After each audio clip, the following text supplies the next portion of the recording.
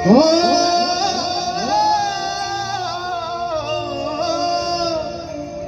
हो हो हो हो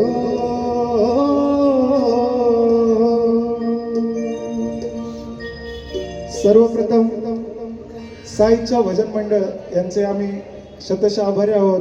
आम्ही त्यांना लहानपणापासून बघतोय, ते भजन करतायत आणि आज ते संपूर्ण महाराष्ट्रात जगप्रसिद्ध म्हणायला हरकत नाही। त्यांचं बरंच नाव आहे साई भजनात, म्हणून जरा त्यांच्यासाठी जोरदार टाळ्या।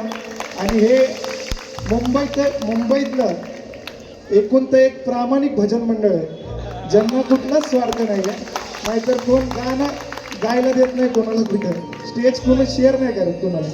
म्हणून सांगायचं काय, चैताचं पडलं पुन्हा आला रामनवमी सण, हे घेण्या साईंचे दर्शन लय आतुरलया मन।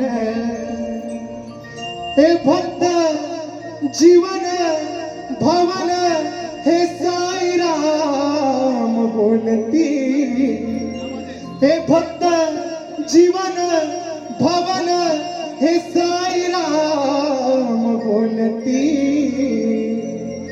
कशी बाय हलक डुलक झुलक साई पाठ गाजती, कशी बाय हलक डुलक झुलक साई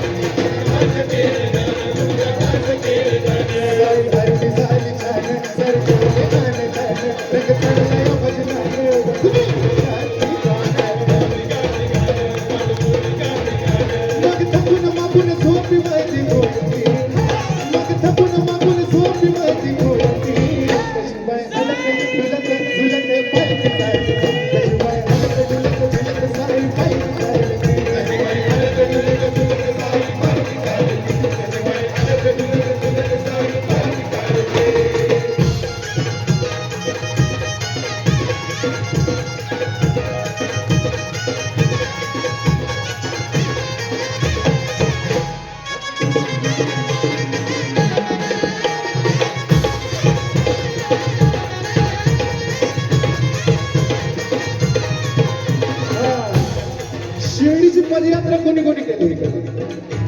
शिर्डीची पदयात्रा सगळ्यांनीच केली। तर शिर्डीला आपण साई पायी चालत जातो आणि त्या बाबाची भेट व्हावी म्हणून घरदार बायका पोरं सुख संसार सगळं सोडून, सगळा कारभार सोडून त्या शिर्डीच्या वाटेला निघतो। आणि जेव्हा त्या बाबांच्या गाभाऱ्यात पोचतो आपण, तेव्हा एका पदयात्रेचं अंतकरण काय सांगतंय याचं उत्तम उदाहरण आमचे मित्र अभिनय दादा आडणे यांनी लिहिलं। शब्दांकडे लक्ष असू द्या। हे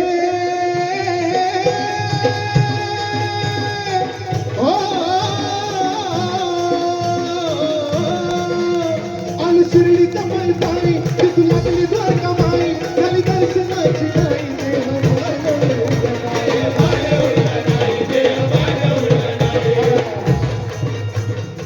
शब्दांकडे लक्ष असू द्या। आलो शिर्डीचा पायी पायी दादा रिदम थोडा आलो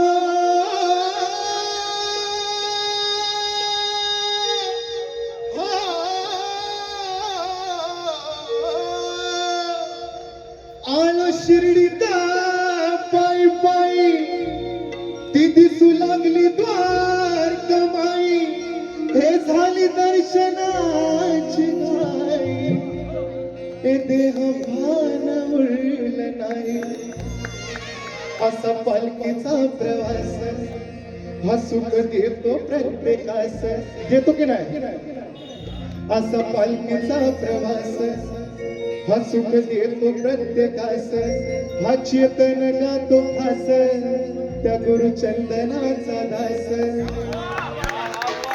साई बाबा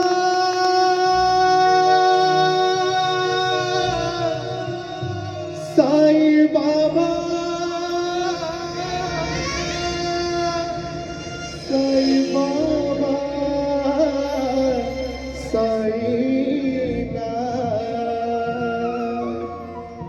मग भक्त जेव्हा गाभाऱ्यात पोचतात तेव्हा काय करतात हे साई समाधीवरी हे अंत हे साई समाधीवरी हे भक्त अंत कशी बाय हलत डुलत ही साई पालखी चालते